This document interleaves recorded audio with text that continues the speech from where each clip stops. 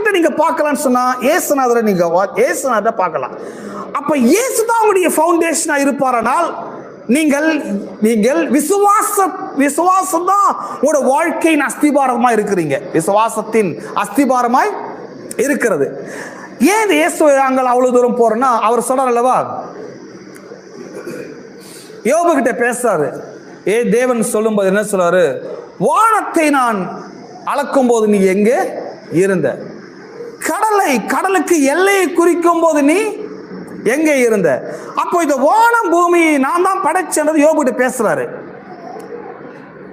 அப்ப வானம் பூமி எப்படி படைச்சாரு அப்படின்னு ஆதியாகமத்தை பார்த்தா, பின்பு தேவன் வெளிச்சம் உண்டா கடவது என்றார், சமுத்திரம் உண்டா கடவது என்றார். ஹெப்ரேயரை படிக்கிறோம், விசுவாசத்தினாலே தேவன் உலகங்களை ஸ்தாபித்தார் என்று பார்க்கிறோம். உருவாக்கினார், கிரியேட் பண்ணினார். அப்போ காட் யார்?